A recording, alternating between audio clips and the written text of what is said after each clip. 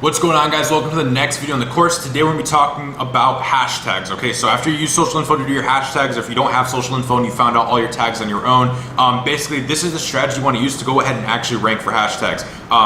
Using this strategy, I was able to rank a brand new account on hashtag marketing that had 10 million posts in competition at the time, right next to Gary Vaynerchuk. So as a new account, I was able to go ahead and compete with Gary Vaynerchuk. So when you use this method, it is very, very powerful. A lot of people don't even really care about hashtags or don't really use them, but it's super powerful. So first off, we need to break down a few ground rules for hashtags, okay? First of all, you can use 30 hashtags. Just because you can use 30 doesn't mean you should. Instagram puts speed limits in place, okay? Imagine if Instagram never capped off hashtags. You would have spammers leaving thousands upon thousands of hashtags inside of their pictures, okay? What Instagram did is they're like, hey, you know what?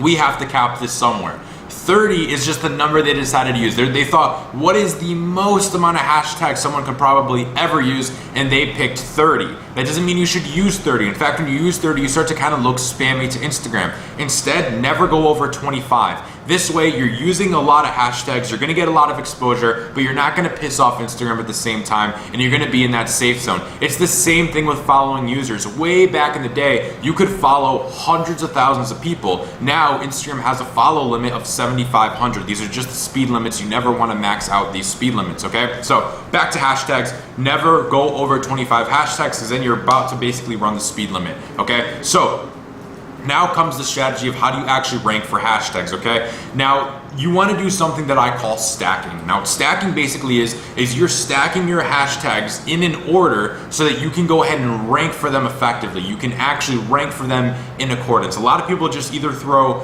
the smallest hashtags they can find in hopes that they rank for those, or they find the biggest ones and basically treat it like a lottery ticket. Instead, what you want to do is break it up into sets of 5. 5 niche hashtags, 5 not so niche hashtags, and 5 broad hashtags. You could call it easy, medium, hard, not niche at all. Basically, you want them all to be in your niche because you want to be targeting those type of people, but it's just how much in competition, okay? So the small set is going to be ones that have very little in competition. Normally, these are going to be long tail hashtags. Long tail means they're pretty long. So a short tail hashtag would be hashtag success, right? But a long tail hashtag would be hashtag success for entrepreneurs, or hashtag teenage success, or something like that. That's going to be more long tail. So you could do this research with social info. It'll save you tons of time.